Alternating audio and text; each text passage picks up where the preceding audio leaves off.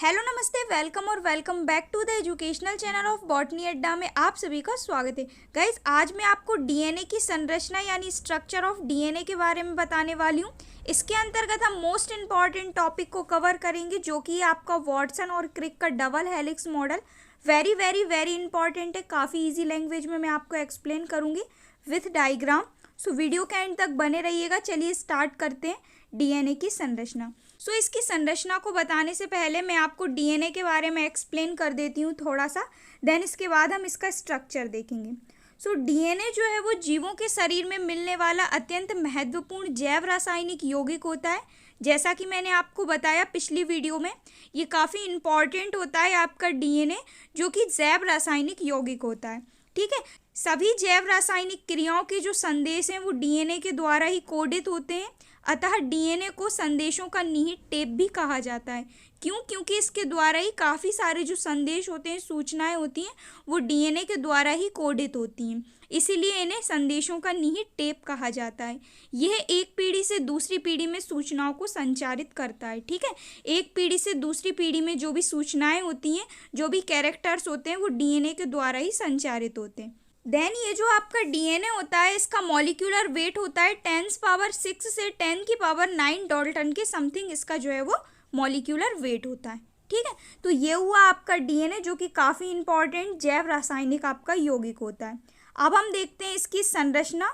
DNA का द्विकुंडलित model जो कि वॉटसन और क्रिक ने दिया था, काफ़ी ज़्यादा इंपॉर्टेंट है, काफ़ी ज़्यादा एक्सेप्ट किया गया था डीएनए का वॉटसन और क्रिक का मॉडल। ठीक है, तो रासायनिक विश्लेषणों एवं एक्सरे क्रिस्टलोग्राफी के अध्ययन द्वारा ज्ञात हुआ कि जो आपका डीएनए होता है वो द्विकुंडलित यानी डबल हेलिक्स होता है। ठीक है, देन इसके बाद 1953 में जेडी वॉटसन और एफएचसी क्रिक ने डीएनए की संरचना को स्पष्ट करने के लिए डीएनए का एक सर्पिलाकार सीढ़ीनुमा मॉडल प्रस्तुत किया। इसमें विकिल्स के द्वारा ज्ञात जानकारियों को भी शामिल किया गया। सो क्या हुआ, 1953 में वॉटसन और क्रिक ने मॉडल प्रस्तुत किया डीएनए का सीढ़ीनुमा सर्पिलाकार डबल हेलिक्स मॉडल। और इस मॉडल में विकिल्स नामक साइंटिस्ट थे, इन्होंने भी काफ़ी सारी सूचनाएं दी डीएनए से रिलेटेड और उनको भी एक्सेप्ट कर लिया वॉटसन और क्रिक ने। ठीक है, तो इन तीनों ने मिलकर दिया डीएनए का डबल हेलिक्स मॉडल। इस मॉडल के अकॉर्डिंग वॉटसन और क्रिक का कहना है कि जो आपका डीएनए है वो 2 सर्पिलाकार हेलिक्स का बना होता है। ठीक है, तो पहले मैं आपको इसकी थ्योरी बता देती हूँ, देन मैं आपको लास्ट में इसका डायग्राम पूरा एक्सप्लेन कर दूंगी। सो वॉटसन और क्रिक जो है उनका कहना है कि डीएनए जो है वो 2 सर्पिलाकार हेलिक्स का बना होता है। ठीक है, 2 सर्पिलाकार हेलिक्स होते हैं, उनसे मिलकर बना होता है आपका डीएनए, इसीलिए इसे डबल हेलिक्स मॉडल भी कहते हैं डीएनए का। देन इसके बाद उन्होंने कहा कि दोनों हेलिक्स जो होते हैं एक दूसरे के विपरीत क्रॉस के रूप में लिपटे होते हैं एवं सेंट्रल एक्सिस के चारों ओर लिपटे रहते हैं।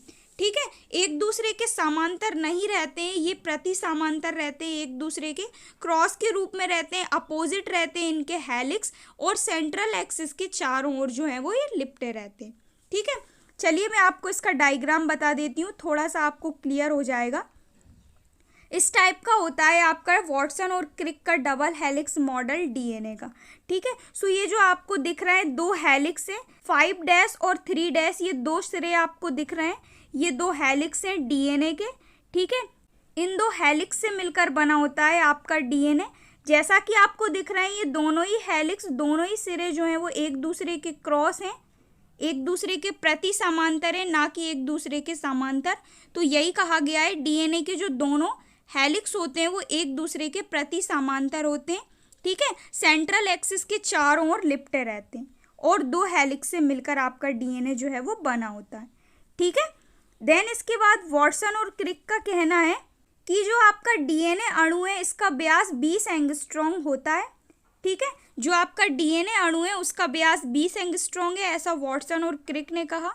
कुंडलीय संरचना का एक चक्कर 34 एंगस्ट्रॉम लंबा होता है, एक जो चक्कर है इस संरचना का वो 34 एंगस्ट्रॉम लंबा होता है। देन इसके बाद इन्होंने कहा कि डीएनए अणु की लंबाई परस्पर 2 स्टेप्स के मध्य की दूरी 3 से 4 एंगस्ट्रॉम के समथिंग होती है। ये भी मैं आपको एक्सप्लेन करूंगी इसके स्ट्रक्चर में। सबसे पहले इन्होंने कहा कि डीएनए अणु का व्यास 20 एंगस्ट्रॉम होता है, इसकी जो संरचना होती है उसमें एक चक्कर की जो लंबाई होती है वो 34 एंगस्ट्रॉम होती है और इसकी संरचना में 2 स्टेप्स के मध्य की दूरी 3 से 4 एंगस्ट्रॉम के समथिंग होती है। ठीक है। देन इसके बाद वॉटसन और क्रिक ने कहा कि इस प्रकार डीएनए के दोनों हेलिक्स पॉलीन्यूक्लियोटाइड श्रृंखला के बने होते हैं। तो जैसा कि मैंने आपको बताया, पॉलीन्यूक्लियोटाइड क्या होते हैं, जिसमें बेस पेयर पाए जाते हैं, वो होते हैं आपके पॉलीन्यूक्लियोटाइड। ठीक है।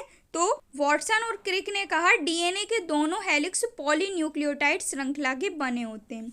दोनों पॉलीन्यूक्लियोटाइड श्रृंखला एक दूसरे के प्रति समांतर होती हैं। जैसा कि मैंने आपको बताया, एक दूसरे के क्रॉस में होती हैं, एक दूसरे के पैरेलल यानी समांतर बिल्कुल नहीं होती हैं, प्रति समांतर दोनों ही श्रृंखलाएं होती हैं। ठीक है। अर्थात एक 5' से 3' की दिशा में तो दूसरी 3' से 5' की दिशा में होती हैं। यानी कहा गया है ये जो आपके हेलिक्स होते हैं, यदि इसके एक सिरे पर 5' प्रेजेंट है तो इसके जस्ट अपोजिट दूसरे सिरे में 3' प्रेजेंट होगा। ठीक है। और दूसरी श्रृंखला में यदि एक सिरे में 3' प्रेजेंट है तो उसके जस्ट अपोजिट 5' जो है वो प्रेजेंट होगा। ठीक है। तो यही कहा गया है, दोनों पॉलीन्यूक्लियोटाइड जो श्रृंखलाएं होती हैं वो एक दूसरे के प्रति समांतर होती हैं।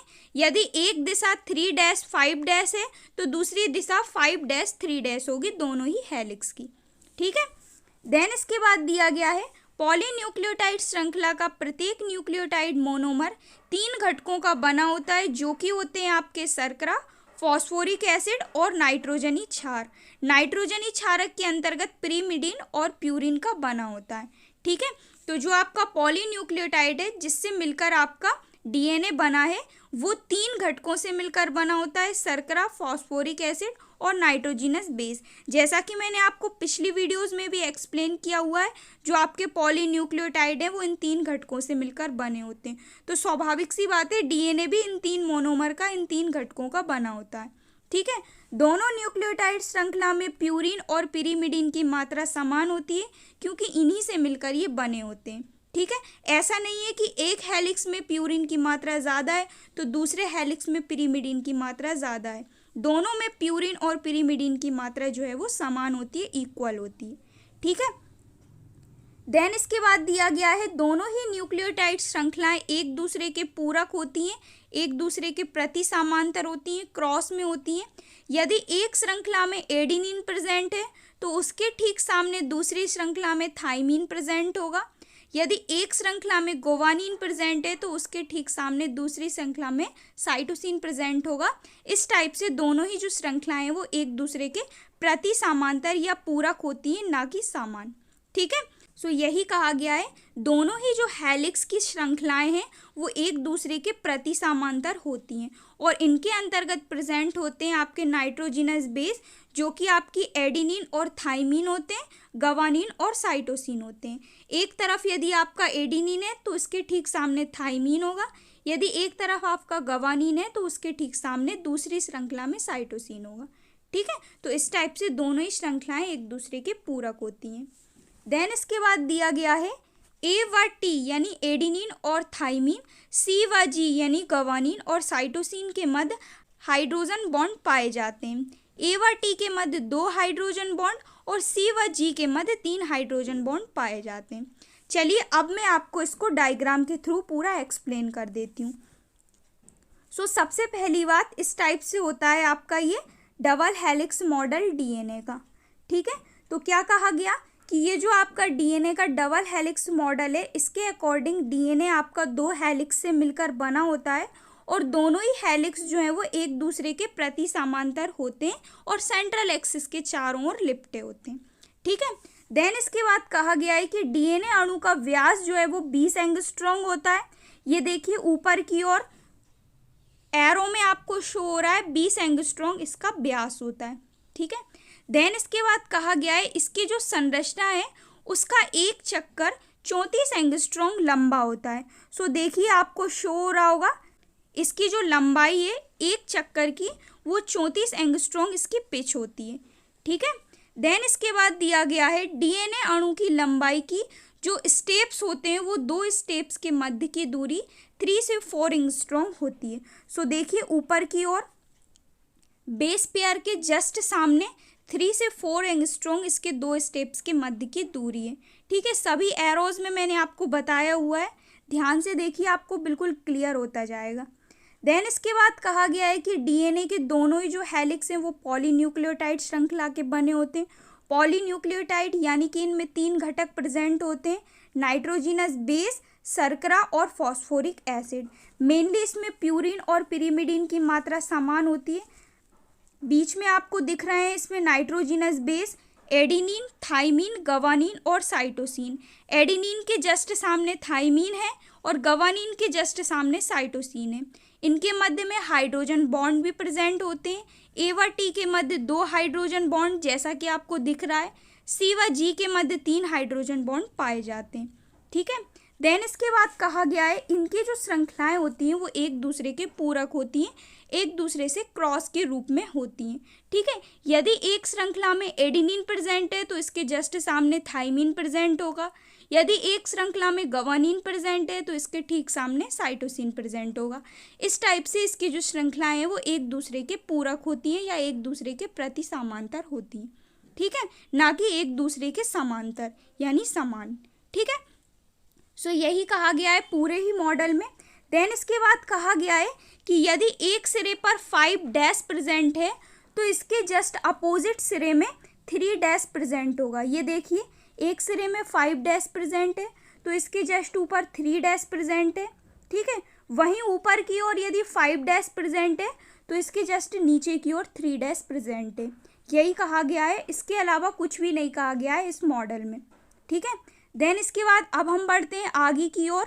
इसके बाद वॉटसन और क्रिक का कहना है, अर्थात दोनों हेलिक्स के नाइट्रोजिनस बेस ए व टी, सी व जी एक दूसरे के आमने सामने अंदर की ओर जुड़कर डीएनए की लंबी संरचना का निर्माण करते हैं। तो इस टाइप से होती है आपके डीएनए की संरचना का निर्माण। बेसिकली डीएनए की संरचना का निर्माण एडिनिन, थाइमिन, साइटोसिन और गवानीन नाइट्रोजिनस बेस के द्वारा होता है। ठीक है, आमने सामने यही दोनों जुड़कर डीएनए की लंबी संरचना का फॉर्मेशन करते हैं यानी निर्माण करते हैं। ठीक है, डीएनए की संपूर्ण लंबाई में एक सक्रिय और एक चौड़ी खांच पाई जाती है। चलिए मैं आपको बताती हूँ। ये देखिए, नीचे की ओर प्रेजेंट है माइनर ग्रोव और ऊपर की ओर प्रेजेंट है मेजर ग्रोव। यही है आपकी सक्रिय खांच और चौड़ी खांच। तो यही कहा गया है डीएनए की संपूर्ण लंबाई में एक सक्रिय व एक चौड़ी खांच पाई जाती है। ठीक है, अब इनका वर्क क्या होता है? तो जो आपकी सक्रिय खांच होती है वो युग्मित अणुओं के बीच की दूरी को प्रेजेंट करती है। ठीक है, और जो चौड़ी खांच होती है वो स्टैंड के घुमाव की दूरी को प्रदर्शित करती है। तो ये इनका वर्क होता है। इस टाइप से होता है डीएनए की संरचना, या फिर कहा जाए तो डीएनए के डबल हेलिक्स मॉडल।